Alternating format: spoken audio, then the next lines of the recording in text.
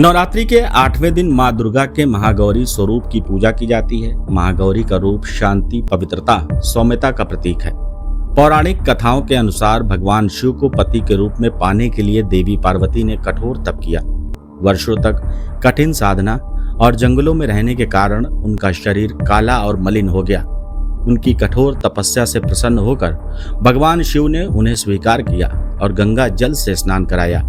स्नान करने के बाद उनका रूप अत्यंत उज्जवल और गौर वर्ण का हो गया। इसी पवित्र और सुंदर रूप को महागौरी कहा जाता है।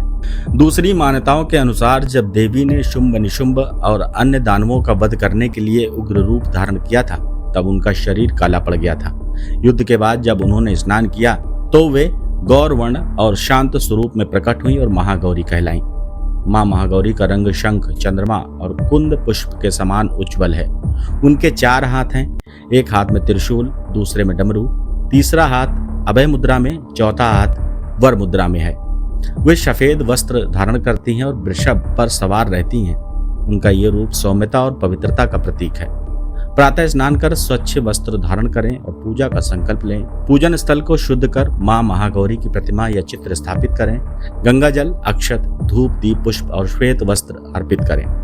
मां को विशेष रूप से सफेद फूल, सफेद कपड़े और नारियल चढ़ाना शुभ माना जाता है। ओम देवी महागौर्ये नमः का मंत्र जाप करें। आरती उतार कर परिवारजनों के साथ प्रसाद वितरित करें।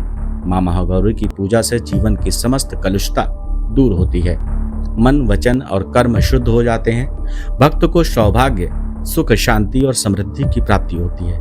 जिन महिलाओं को शीघ्र विवाह की इच्छा होती है, उनके लिए मां महागौरी की आराधना विशेष फलदायी मानी जाती है। मां महागौरी की कृपा से भक्त को सांसारिक कष्टों से मुक्ति और मोक्ष की प्राप्ति होती है। मां महागौरी का रूप सौम्य और कल्याणकारी है। वे भक्तों के दुखों का नाश कर उन्हें शांति और सुख समृद्धि का वरदान देती हैं।